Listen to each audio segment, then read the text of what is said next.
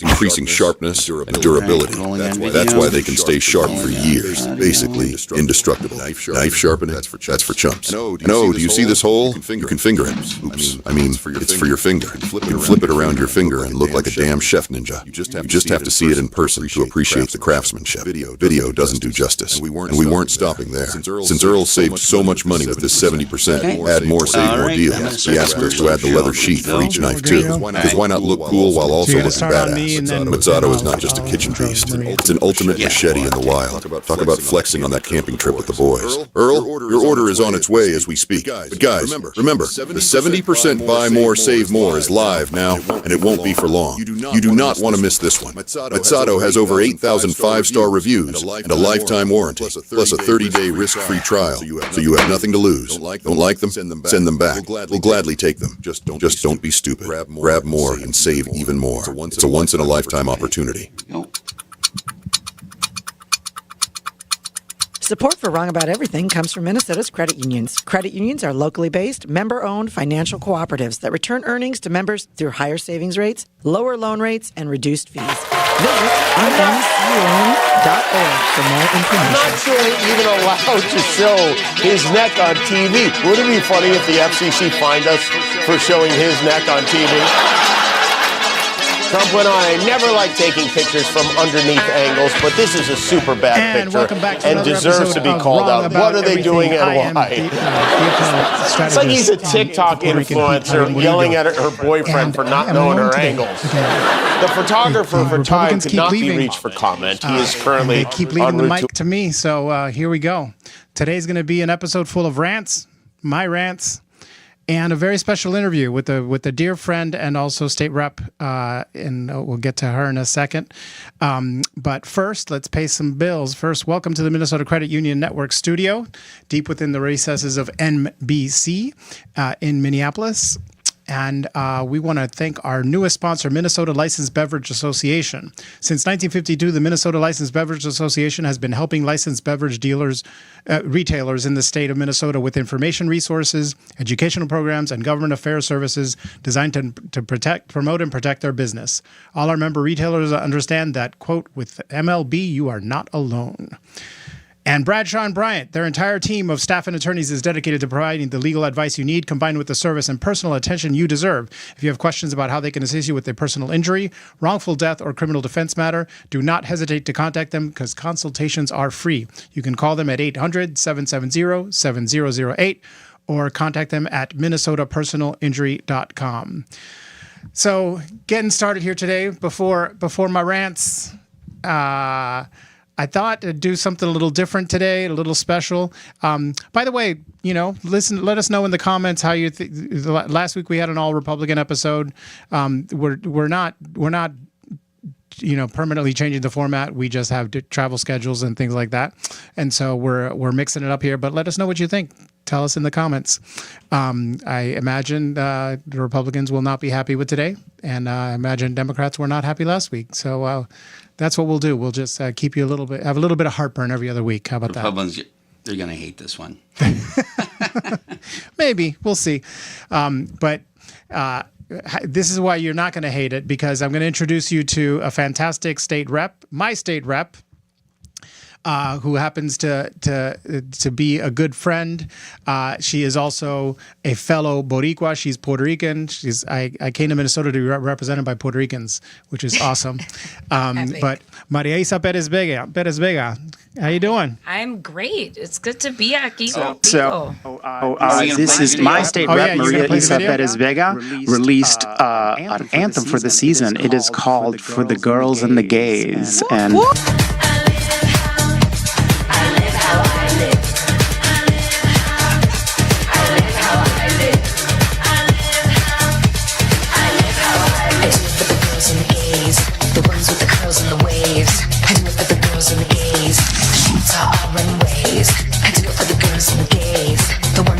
no shame. I do it for the girls and the gays. I do it for the girls and the gays. So you all may remember that I played that during the election. That was Maria Isa. So Maria Isa is also, spoiler alert, a hip hop artist, pretty well known in the local scene in Minnesota, well known in Puerto Rico as well. Has traveled the country and the world, right? Let's get it. Yeah. Passport stamps, baby. Got to renew that pretty soon here. Yeah. But right now, what I want to talk about right now at first is you're a state rep. I am. Representing District 65 Boricua. 65B. It's been a Boricua elected district for a long time. Yeah, because before you, it was Carlos Mariani. That's right, Chicago Ricua, but this is the first Soda Rican. Yeah. Yeah. Tell people that term you coined, Soda Rican. I'm a Boricua, born in the state of Minnesota. And that's just it. I'm not New Yorican. I'm Soda Rican. Yeah. So you came into the legislature in 22. That's right. The year of I was sworn in 23, but election 22. Election 22. And the year of it was like the miracle trifecta. Yeah. So and you came in with the large class also of representatives of color, right? That's right. That's right. We grew our posse. We made historical posse wins for our posse caucus. People of color, indigenous caucus. I wanted to start here because you're a person of color, and then you're Latina, you're Puerto Rican, and that might make a lot of Minnesotans assume that you are a migrant or an immigrant or not a native to Minnesota. You are native to Minnesota. You are born here. Go get my birth certificate at the vital records in the state, and it will say yes. It will tell you that I was born in St. Louis Park, Minnesota. So the great represented by Larry Kraft, I always talk about like, hey man, I was there for like one day. And that our Lieutenant Governor Peggy Flanagan is from us. But my mom made my dad drive to St. Louis Park because of Methodist Hospital. And as you look at the birthing records and maternal health care, now, we're doing good things in Minnesota that has taken a long time, but she made my father drive for both of her pregnancies to St. Louis Park with the same doctor because they had a really good mother's maternal care. Yeah. And so it's wild. Let's talk a little bit about your mom because I normally wouldn't necessarily ask a state rep about their parents, but your mom basically created the Puerto Rican community here. So she, plantó bandera. Young Lord Elsa, Sasa from Delancey, Mami la Tremenda, she found other Puerto Ricans like Dr. Miguel Fiol, who was here in the School of Neurology. He's a neurologist at the University of Minnesota for decades, and he was here, and so she was like, I'm not the only one, but one of the few, and then found Puerto Ricans who, married Mexican women from the flats, and, they established community, and then Puerto Ricans like the Rosario family who are married to the Mariani family. Like, it's a connection of Puerto Ricans, and Perez-Vega Perez said, we are going to do movement work together and be a part of how Puerto Ricans, we're everybody. We're indigenous, we're black, or white, we got everything, right? And so Minnesota, they're having the same disparities that we have in New York City and in Chicago and in Puerto Rico. Like, we need to educate. We need to educate our communities to be in movement together. And so she came here and she collectively, got engaged with the Rondo and the Sisters of Rondo and, the Mexican community of the flats and the migrant farm workers, the other Puerto Ricans, and the American Indian movement. Those are the collaborative efforts. If you think of 1972, spring comeback move, spring 1973 from New York, and what that looked like in these times. Yeah. Yeah. And she was the state's first appointed. She was the state. So the first Governor Rudy Perpich in 1985 appointed her as the first Latina director for the Offices of Equal Opportunity. The Office of Equal Opportunity. Yes. And your parents, when I say that she practically founded the Puerto Rican community, like literally the first stop for a lot of Puerto Ricans when they came from either New York or the island was, your house. Oh, absolutely. Puerto Rico. So that's where, like, for me, I'm like, where are you from? I'm like, yo, it's like casita, right? Everybody knows the Bad Bunny casita. But on the west side, and it was the Chinchorro, right? It was Eddie Palmieri, Tito Puente, like the Celia Cruz, the Fania Allstars. They were bringing those artists to Minnesota, to Minneapolis, to the purple funk scene, and I go to your house and see pictures of Celia Cruz. Yeah. And it's not like, these are not posters. No, they're not like they're like chilling with Pedro Knight and my mom, just like hanging out with them and like, hosting them and seeing opportunities for as arts and culture, because they didn't have that, and they're like, we're not going to lose that. We're Puerto Rican, like, and the Mexicans were like, it's just like 2003 when Gasolina hit, a Puerto Rican played this song, all the Latinos were jumping in. So the salsa scene, todo es salsa, and the hip hop scene, like the cousins started to move from not just New York, like not just Lower East Side, Brooklyn, Bronx, but from Puerto Rico, like from Vega Baja and like from Santurce, right? The public housing of what that looks like there to compare to public housing here, and how it provided opportunity. So we talk about like, us being Puerto Rican, but also us being second-class citizens, and how does that give us a privilege to help other Latinos? And that was what Elsa, what Mommy did. I feel we're calling her by her first name in an interview even, we don't do that stuff. She'd be like, a mí me respeta. But like... I call her Doña Elsa. Yeah, and she'd be like, no me llama Doña, because I'm like, yeah, you're Doña. No, in Puerto Rico, your elders... You ask them for bendición, your blessing every time. When I see Elsa, I say bendición, and she says Dios te bendiga. That's so beautiful, isn't that so bonito? My daughter every night, like she's like, te amo, and then she's like bendición, and that's like epic. That's tribal. Yeah. Yeah. So you grew up in this house where lots of people came in, like they first settled on the west side of St. Paul by stopping at Elsa and Harry's. Yep. And you grew up in all of in this world. And when did you decide, or when did you first realize that music was your passion? Oh, I was born into it. Like my grandmother on my paternal side sang in like the Ponce choir with Ruth Fernandez, who is the amazing and may she be at rest, was a senator, a black Afro-Boricua woman senator. So like we grew up with hearing abuelitas singing, and my grandfather sang in boleros and like the trios between Santurce in World War II, while he was drafted at 18, and he always talked about how the trumpet, playing the horn, and like singing kept people joyful even through war. And so like those avenues of like even the Borinqueneers, that's in here. The Borinqueneers were the all Puerto Rican battalion in the army when the army was segregated. Yeah, and then my grandfather on my maternal side, El Mujeriego Kiko Vega, we used to have a song about that. I have a song about that. But it's, he was a salsero dancer, and he was young, and you've seen my primito, but he's like a nephew, Santiaguito, the lineage. He looked like that, like flaquito así, and could move and dance, and he would dance at the clubs that Tito Puente would playing. There's pictures of like my grandfather and Celia Cruz, not the same that you've seen in the decade of the 80s where she's kind of got the Tina Turner look, right? But it's like back in the mambo era in Harlem, in El Barrio. My grandfather's there just, he loved to dance. And so music, it's Puerto Ricans is there. You always have the tío playing the maraca to the drums. And my mom didn't like professionally, but she played percussion at a time, and then she's like, that was just cultural. So she created that avenue of getting Puerto Rican artists through our family to start a school to teach us about, like she's like, they're not gonna not learn everything else, but they gotta remain.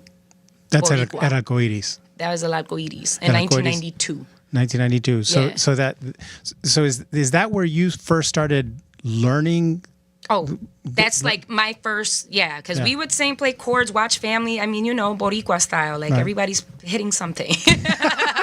Like, we're going to use like a frying pan and, tiral, right? But That's where I started. She had was finding to write these grants, and she took the work after Rudy Purpich lost.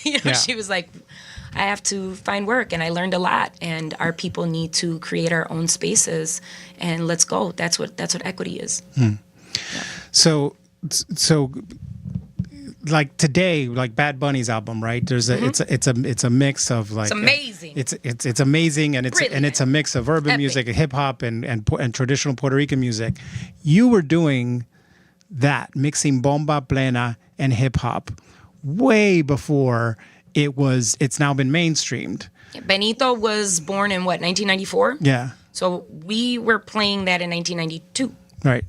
And it was also, creating the avenues of what music industry looked like, crossover, right?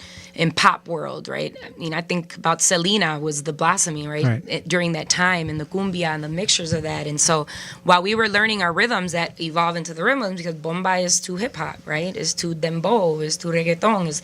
We have the history and the knowledge of, one, weapons of peace and resistance during that have survived the Middle Passageway, collaborating with the indigenous rhythms of Borinquen and of the Caribe and of post Columbus, whatever, like we've been playing these rhythms prior and they've been surviving. And so we were learning history to be able to continue not only just to play music, and I'm not just talking about me, but the movement of diasporicans, because it's an effort of the diasporicans to make sure that these books can be published, to make sure that our rhythms can be taught, and that our pride is reflective to continue to survive with the new chamaquitos que están dando cuero en plena. Like, I think about the legacy of Hector Tito Matos, founder of like La Goico programming right now, post-hurricane, right? And in Puerto Rico. In Puerto Rico, on Calle Loíza and Santurce, where you see our people being displaced and bought out, and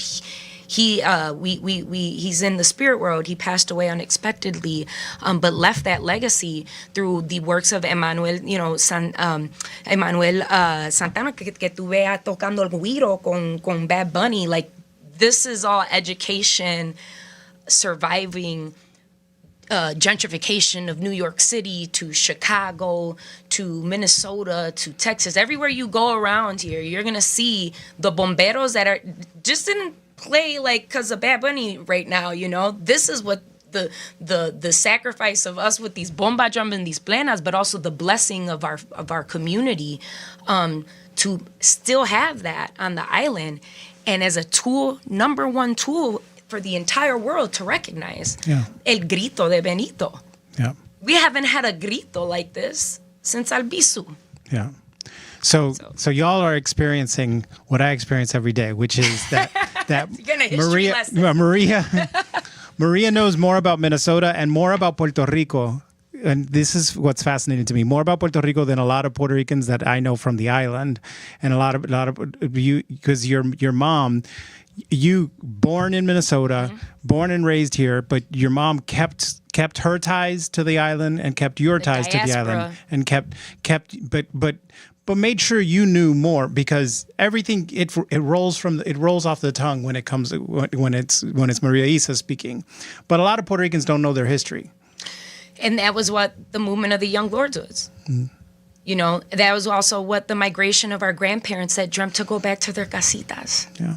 And made home in the frío de San Pablo, y las cosas, the things aren't good in Almirante with the education, like before Maria. Then now it's a highlight, but the history of it, because we have been able to show the world that we're elected officials, and women. I love the fact when I meet up with other Boricua women nationally, like whether they're in their state, their assembly, or their elder women, and and Boricua men too. But it's like an impact when you're a Boricua woman, and I'm in Minnesota, and I'm explaining to them this, they're like, ¿Cómo tú sabes esto? I'm like, because mommy, and Huela, and it's the matriarch of our women's brilliance. My grandmother on my maternal side that raised me, so mommy could be working. Think about all the sisters, the Latinas that are in the government office right now. I love when I see them, I'm like, we got, and my mom, that makes her like just glow like of hope.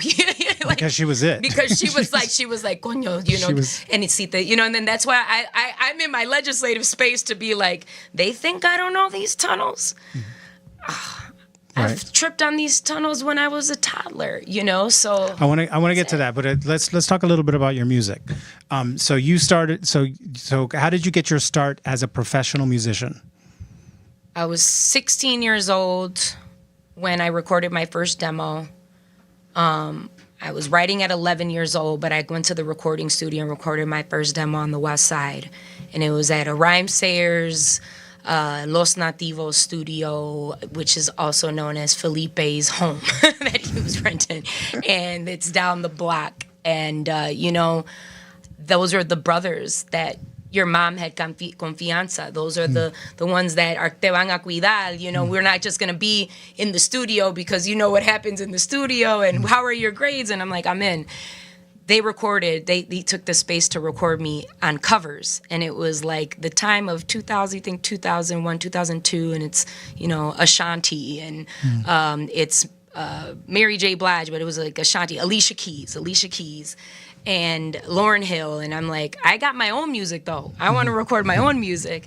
And we did the song, What's It Gonna Take? And that was played on KMOJ at like 16. It was like going around and it's like West Side, who's the Mad Mexican was DJing. So it was always a connection, And I started just kind of recording demos all the time, even on like a Fisher Price thing. And I said, we need to build a studio on the West Side. Like we should have one at the West Side Boys and Girls Club because we had a whole collective of different rap groups. There was rap crews on the South Side of Minneapolis, North Minneapolis, but they were like, who's this one Puerto Rican girl rapping everywhere? And I got my first show at First Avenue at 17. And then I opened up in the main room when I turned 18.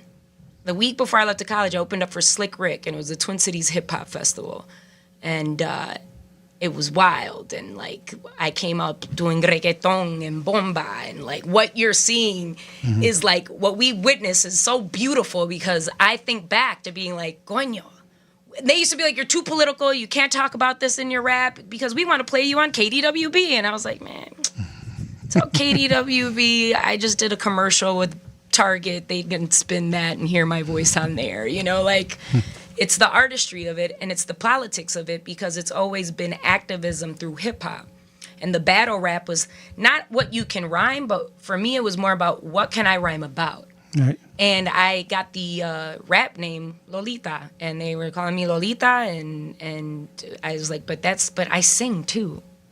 I don't want to be like Lolita on the same. I'm Maria Isa, and so I was auditioning for theater and getting arts because that helped me. Arts, education, theater helped me beat the statistics that a lot of my homegirls and a lot of my homeboys weren't beating in the early 2000s, in the late 90s, with teen pregnancies and dropping out of school and literacy rates or going to jail, And I had seen that sectors of like witnessing to say this shouldn't happen and this wouldn't happen if you didn't have allocated this funding to that program and not going that. And like, they're like, how do you know all of that stuff? And it's like, because my mom taught me. I came to the University of Perez-Vega Perez. Right. And that's been the journey for arts. I was able to hustle how I seen her, because she's a New York hustler. It's not about I'm taking, it's about how do you make more, right, to deliver more on that. And I took that attitude because she couldn't quit. You can't leave those rooms. And if you have a demographic of Latinos that when I was born, it was under 1%, okay? And now we're 26% of the population, a quarter of the state's population, and 69% are like me, born here, okay? The circle of the pie don't look right? So that's the same hustle of those mechanisms of how I learned that through what Elsa was telling me, like, hey, review this grant. What do you think about this program? Do you think that this program would work? And she'd always incorporate the youth because the youth are going through the system at the hardest, no matter what. And breaking that in, I would be like, this budget's not right, And people were like, well, how old were you when you were doing that? I was like 12, 13, because she needed help. She needed help with that. And she had people, other building in the infrastructures of what clues are, right? When you think about that space and who's going to fund, and like, you know, Ruby Lee being able to, she was at Pioneer Press on marketing and trying to do advertising. There's always a way to find, like, there's always a way and a will to find something for our kids. Sponsoring bomba drums, sponsoring costumes, you know, putting in a girl wants to apply for college, might need to visit it. Everybody puts in, you know, like those were the avenues. And I'm like, you have smart Latina women that were coordinating to say, you know, we're going to change this. Right. We're going to get it for ourselves of our own. We need Casa de Esperanza. We need that. And now it's the same, but we're gone. We're grown. Right. But it's not equitable at all. As Latinas, we're always the lowest in the pay, always being told to be picante and chill out. Like, nah, this is a new era. Yeah. We're in the spaces. And that is in Minnesota. Somebody come and test me right now, to battle me right now, to say that you don't know. And if you don't know the history of women Latina women in Minnesota, let me inform you about it. Let's connect you with them. Because guess what? I'm not going to just talk to you about Elsa Vega Perez. I'm going to talk to you about Ramona Rosales. I'm going to talk to you about the Castillos. I'm going to talk to you about this Mexican woman from Kansas City named Debbie Luna, who is going to show up. You know, like, these are these roots that are implanted here. Lupe Serrano, all of these amazing women. Sandra Vargas, who's like, don't take no. So let's talk history, but also there wouldn't be a Maria Isa, you know. Were not for. If it weren't for the women ahead of me within even this space, and then it grows into a diaspora of Puerto Rico, and then it goes to the island of Puerto Rico. So when I first heard of you and first met you, I knew you as an artist who was very political. So what made you want to move from being an artist who was political to actually being a part of the political process, and then becoming a legislator? Because the political process is always telling you to be patient. And I'm saying it's delayed. And I'm like, I can complain as much to see things, but what complaining do? Yeah.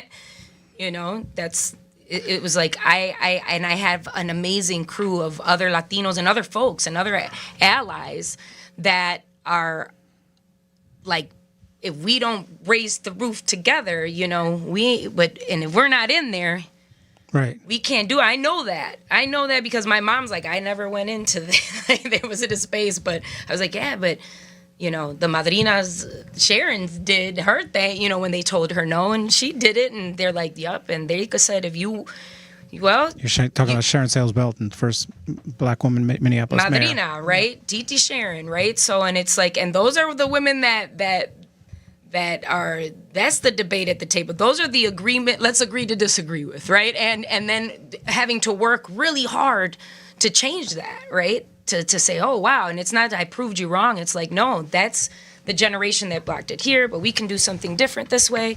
And the strategic planning of how we can do that takes a movement.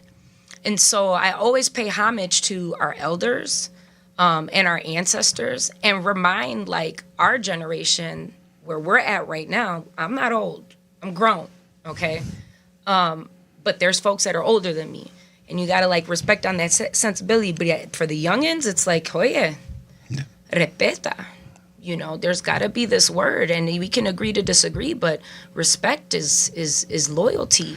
But So I jumped in because of that. Because I'm like, this is what's going on here? So you Elders are getting older. You ran in 22 for the House. Yep. Because I want to take your music career seriously, and I also want to especially take your political career seriously because you know, sometimes, like, people be like you're the rep who raps, and yes, that is true, you're the rep who raps, but also, like, you're a serious. I've seen you at work. I've seen you, like, your how much you handle policy. The difference for me is, like, when you talk about policy, you talk about all these names that y'all are hearing Maria drop, and you may not know some of them. You may think, oh, who's this person? These are very real people from our community who I hear you talk about when you talk about an English immersion bill or Absolutely. or any, Can I any phone kind of policy. line one? Give me 1 second. Yeah. I'm not just a musician. I'm also an actress, so I like to inform how we can make comedy in times of this federal shit show. So, Yes. but we got to keep the Patch Adams laugh, right? Yeah. But Yeah. it's all that. But so what committees do you serve on? I serve on capital investment, and as a Latina, And tell us what like, capital investment does. It's like bodega baddie, but I don't think that's a title. it's a title for in the new Cardi B album, and you should play the song. It's a fantastic barrio merengue. Good I job. just found out she's 32. Yeah. How is that possible? She's a baby. Anyway. I know. Sometimes I'm like, I have this grown baby now, and I'm not a baby, and they think we're babies, and we're like, no, we're moms. Yeah. We're bodega baddies. But capital investment, so, securing that there is a budget that can go and invest on our capital projects within the state of Minnesota. It's not just my district. They're on a capital investment tour, and I haven't been able to go all these places. Once there's security matters, right? And two, there's also it's Hispanic Heritage Month, and I call it Latina Month, and that's a definition that I have to educate our communities on by making sure I'm everywhere during this month and after this month. And there's a lot of things happening in St. Paul. There's a lot of things happening in my district right now. So I study each of these projects and the budgets of what, from infrastructure, bridges, to development for museums and arena renovations and housing opportunities for development. I mean, everything from this water that it's proven that Enbridge, that nobody that wanted to believe us, going up to these towns, or I asked, this is a part of the Enbridge project. Have you spoken? And our Attorney General, who does such a great job, has let folks know that you qualify for these things. Those are so you asked me for capital investment. I'm talking about, these are everything from water sewage to a windmill, man, to solar, to everything that needs to be empowered by the state in a couple of years projects. Okay.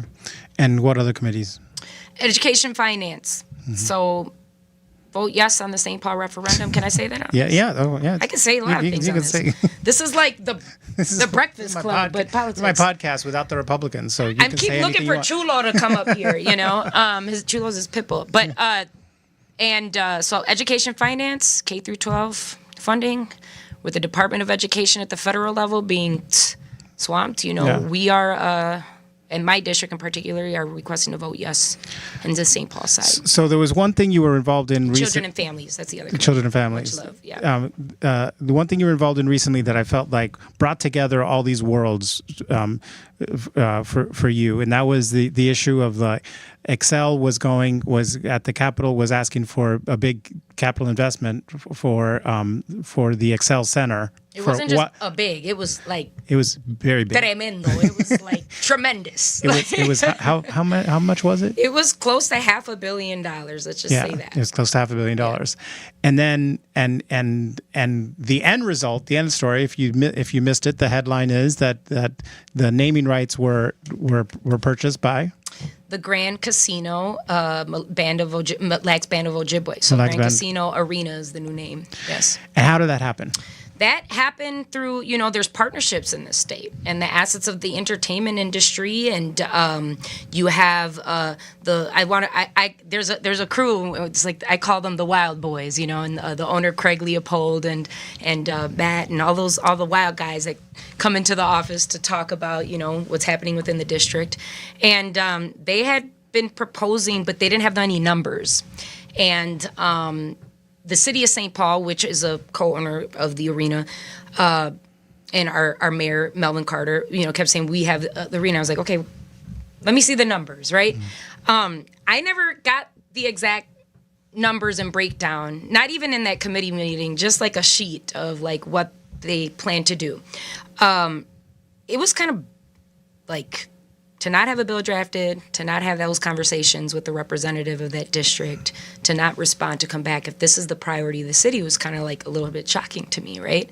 And the delegation, because I chair the St. Paul delegation at the Minnesota House. So, when it's presented that way, it was like the game show of like the Mary Franson show of like this, and I'm like, she's a committee chair. She's a co-chair committee, and I think they kind of like publicize it to be like this whole like like novela, and that's my perspective of it, the Rep Who Raps perspective of it, right? So after that, I spoke with Craig Leopold and had a one-on-one, the owner of the Minnesota Wild, and who's shout out to Craig, much love to Craig. He was just like, I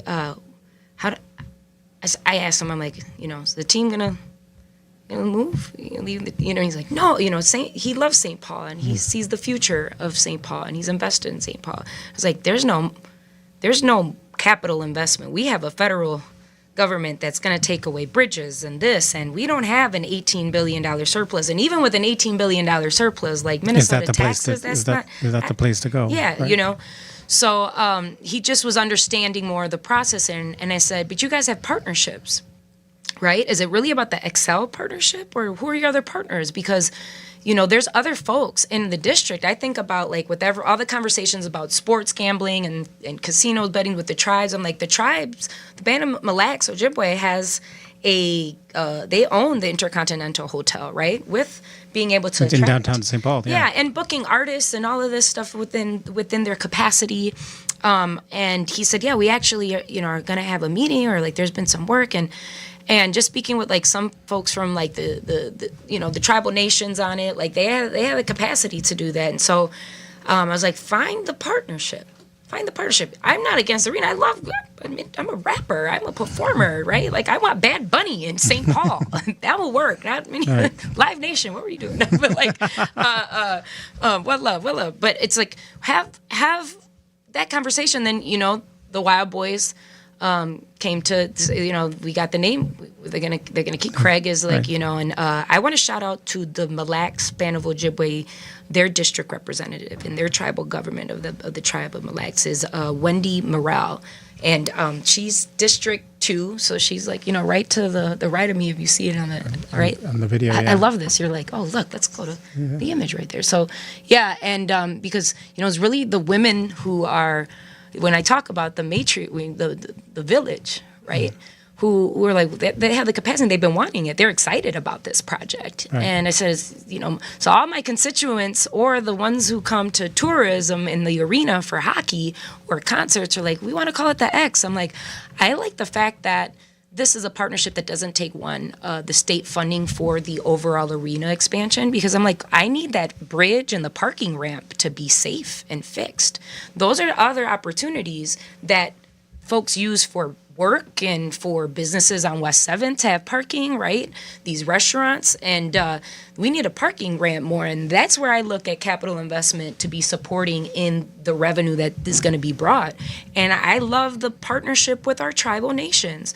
Especially, I'm going to keep highlighting that the federal government's cutting funding for everything. So did you connect them? Did I connect them? Yeah. I supported that. Yeah. And I also told the Minnesota Wild Boys that, Craig Leopold, go to the tribes. Why haven't, we've got relationships built. Of course you do with Treasure Island, but this in particularly, the Grand Casino, Mille Lacs, like they have been wanting something like this.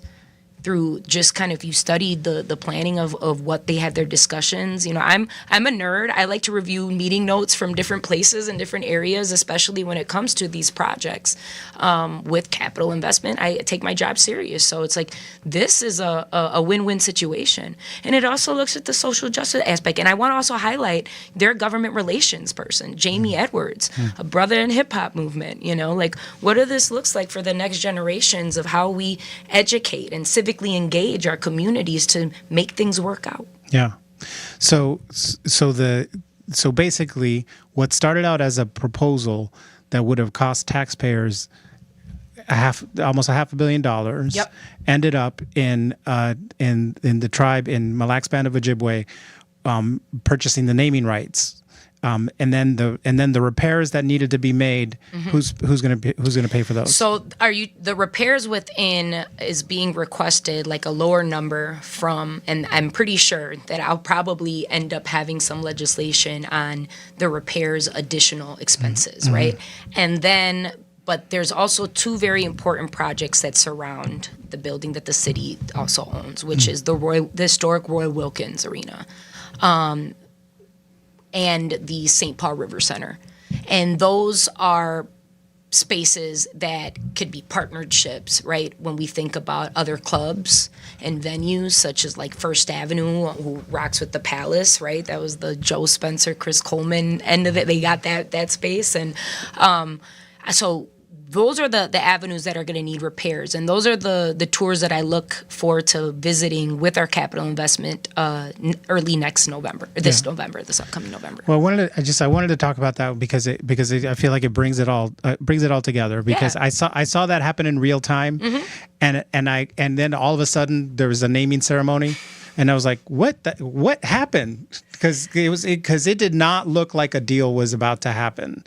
And then seemingly out of nowhere, but not out of nowhere. I hope you all can hear that it was not out of nowhere, because it was about people connecting people. Things are being built for a long time. Yeah, and by different people in different ways, and that makes sense, right? Doesn't it make sense? Yeah, it does. And if it doesn't, we'll work on it. We'll continue to work on it. But shout out to the tribes. Shout out to Downtown Vitality, working on opportunities together in partnerships and culturally, competent. I got a quick question. It can be for either of you guys on this one, but why did something, because I'm someone who pays attention to hockey and, at least like to some degree, and I'm just shocked I never heard of this, and I think it's pretty newsworthy. Why did something like this not make the news? Is Maria just really bad at self-promotion, or what is the this specifically? That's a city question. $500 million I got my swing. own comm situation with the house, but they're the partner, That's why I want to say that was a move. The tribes came with a partnership plan, and the Wild did too, because those are the relationships that you build. You're both investing into something. Yeah. So shout out to the tribes and the Wild boys, because they helped the city out. Yeah, but I think, Gabe, to your point, this is why I wanted to ask Maria about it, is because I believe me, if they had somehow finagled $500 million out of the state, we would have seen headlines about that. You think I was going to let that rock? No, I'm just right. I'm saying in a hypothetical I'm a West world. Side girl, in a hypothetical world, Let's think strategically here. But we have problem solving happening. Yeah. And when problem solving happens, you don't necessarily get the big headlines. And problem solve happens when people are connected to community and know things like, hey, have you talked to the tribes? That's how things come together. Absolutely. That's an Elsa Vega Perez. that's to bring it full circle. Yo no estoy aquí pa placa, right? We're the news headlines. It's just hey, let's make news now and let's build. Yeah. It's also just one of those things. All we've seen is corporations like that win for the last 20 years, it seems like. So it's cities do get extorted by these kind of things all the time. 100%. So that's why it's great to see, and thank you. Why it should be newsworthy. So well, you know what? I'm very grateful that you asked that question, and I appreciate everybody kind of wanting to know that. And if they want to know more about it, contact us. We got you. All right. Can you stay for some rants? Because I got a few rants. Usually at the end of the show, we do spanks and thanks. I do. I am a watcher, so I'm kind of fangirling right now. Just the whole scene. I thought we were going to be on the other side of the room. I was like, this is kind of epic. Okay, but no. We're you're here in your serious in the studio. Yeah. So first one, you might have heard of. This happened some weeks ago. There was Mehdi Hassan, who's the formerly of MSNBC. He went on an internet show called Jubilee, where they do these big debates, and he debated I think it was 20-some far right young people. Do you want to play the little clip? Yeah, play the little clip. All right, let's get that right here. Under its colonialists. Yeah, you don't look very Native American to me. I am Native American. Whites are Native Americans. What are you talking about? What are you talking about? You're a little bit more than a far-right Republican. Hey, what can I say? I think you say I'm a fascist. Yeah, I am. Listen to me. I am an immigrant. I'm speaking for both. I don't even like. I should get the hell out. Why? I don't want you here. I'm a journalist. Yeah. Gets me every time. That was just some of the clips of that. And how do you not like those guys? Yeah. Well, and when this happened, there was a lot of debate about whether Mehdi Hassan did the right thing by going on the platform. Like my personal opinion on it was that, like, I didn't know a lot of any of these people there, but I was surprised by how mainstream how much they had seemed to have mainstreamed the language for themselves, right? Like when someone, like, I call me old fashioned. I grew up at a time when it was embarrassing to be a fascist. Like that was not something you would claim to be. But one of the things that some people said to talk about was that there was that, oh well, that's they're fringe groups. That we shouldn't be platforming them. They're out on the fringe. Well, this week we have news that to me put this back on the map, which was Politico did a big story about a leaked group chat of young Republicans. Now these are not far right internet troll people. These are actual young Republicans, young GOP leaders. Some of them work in government, and the chat is astounding. The headline of the article is, quote, "I love Hitler. Leaked messages expose young Republicans' racist chat." And sometimes headlines are more sensational than the story. I think that headline actually undersells this story. So there are thousands of private messages of these young GOP leaders joking about gas chambers, joking about slavery, joking about rape, referring to black people as monkeys. That it just horrific stuff. And these are people who are like Young Republicans vice chair of the Kansas Young Republicans vice chair. That guy used the N-word several times on this chat. And occasionally on the chat, one of the things that people would say is like, wow, if this ever leaked, we'd be in trouble. Right. And then they go right back to being it racist. did, so let's get you in trouble. Yeah. Well, this is it is it's terrorist. And I'm trying to wrap my brain around this in a way that, because I think like there's this thing that has happened with online culture was like, oh, you're edgy by like you don't care, I can say anything. And so it's, like when someone says like, if that they're going to gas people who do not support them in an election, they gas them. And then it says, because you only want true believers, or can we fix the showers? A reference, gas chambers don't fit the Hitler aesthetic. And then someone else hearts that comment, and someone else does the laughing emoji. How incredibly mainstream these are the people. Republicans do a good job of having a pipeline from college Republicans to getting internships on the Hill, to becoming like then staff on and then eventually running for office. These are the future leaders of the Republican Party. Yep. And there are no Republicans here for me to ask, like, how do you feel about that? I was going to ask that. What would they say? I mean, I think that they would honestly be appalled. Okay. I think they would probably say, "Oh, that's just a few people," and this is what, like, this chat to me. No, this is a lot. This is a lot of people, and it's a lot of people in specific positions of power within the Republican youth movement, I think there's some explaining that they got to do. This is, is this the world we want to live in? So that is my rant number one, because I saw that and it was appalling, unbelievable. Rant number 2. So this weekend we have the No Kings rally is happening. That's right. So Republicans seem to be freaking out about it. And how do we know they're freaking out about it? Because they're calling it a hate rally. Because they're saying it's an anti-American rally, that these guys are playing to the most radical, small, and violent base in the country. You'll see them on Saturday at the mall. They just do not love this country. Like, this is a plan for people to exercise their First Amendment free speech rights, and specifically to say that the rise of authoritarianism that we are seeing, the lawlessness, it is not true to this country's history. It is not true to the ideals that we supposedly uphold in a democracy.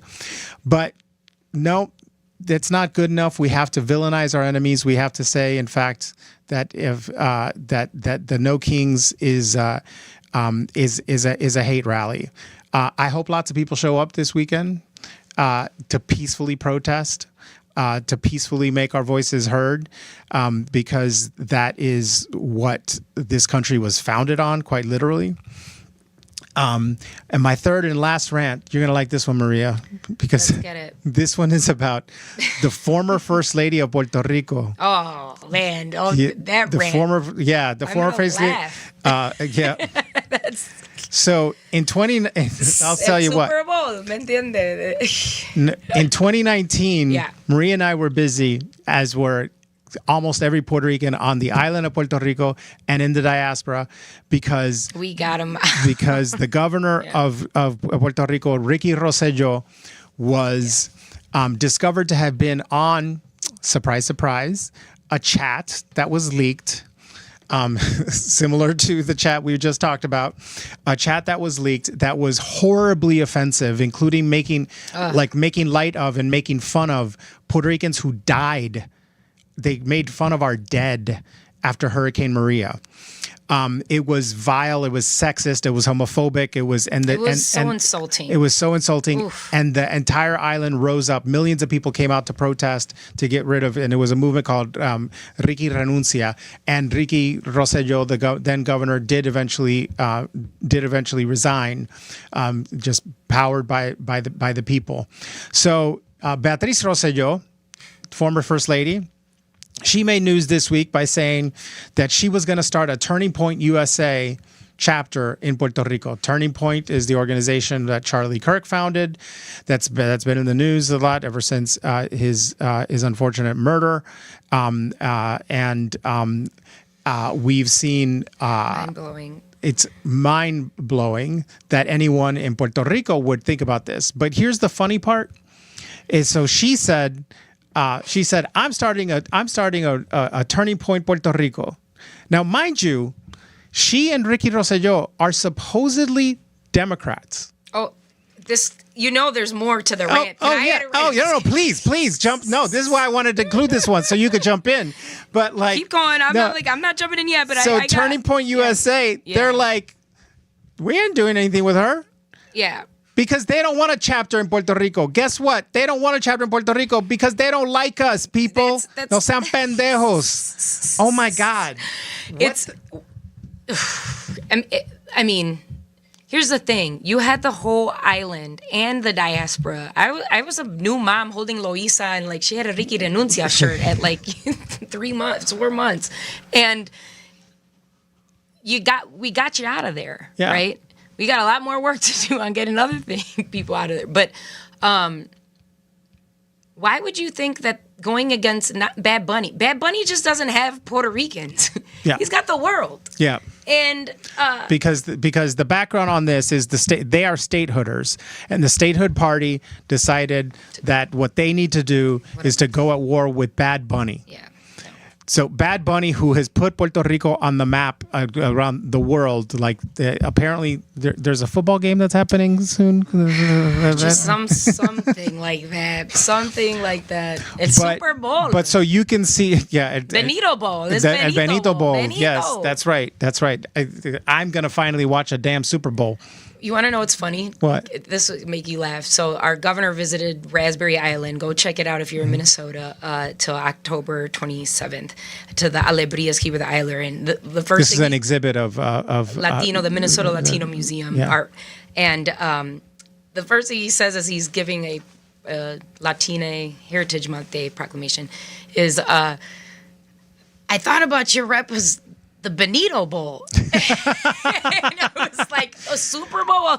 We got a lot of things to work on. When Tim Walz knows the words Benito Bowl, Puerto Ricans have arrived. We're finally, we're only the largest. We're in again. Military recruitment post World War I, but we're here. We are in again. We pop up in the news every once in a while, and Benito is So the statehood party's gone to war with Benito for some damn reason, and so at precisely that point, at that time when Talking Points USA is talking about organizing a counter halftime show to Benito because they're so damn racist that they can't stand the idea of a U.S. citizen performing in his native language, which is a language spoken across the United States, and that is the Spanish language. That's why he has had the #1 album this entire freaking year, because many, many people in the United States, and not just Latinos, listen to Spanish music. Yeah, no. Just go on TikTok, go on Reels. You see, it's like there's. I saw one this morning. There was like this white kid who's like, I'm practicing to impress the Latinas at the Super Bowl party, and I watch it. I was like, oh, this is gonna be terrible. He starts rapping like Benito. Yeah, it's everywhere. This white boy. Hey, look, the Wallahi brothers, you know, you've got the Persians, you've got the Vietnamese singing Benito. Everybody wants to learn plena, and I'm like, contact Puerto Rico. We have phenomenal educators and artists that a roster of Puerto Ricans. So if you want a plena class, come holler. Yeah. So that's my last rant. Just want to say to Beatriz Rosselló, vete pa allá. No seas pendeja. Literally at the time when Turning Point USA is trying to organize a counter to a Puerto Rican artist, at that point you think it's a time to bring a Turning Point to Puerto Rico, and guess what? Turning Point told them, we're not interested. They don't care. They don't care. They threw in paper. They didn't even throw in paper towels this time. Nope, not that. So insane. So that is my last rant. So with that, I am Democratic strategist and the Puerto Rican Heat, and I want to thank Maria Isa, my state rep. Appreciate you. Yeah, appreciate you. Thank you. And with that, take us away, Gabe. I can't believe that was that. I was like, that's silly. That silly hoe. You know they hated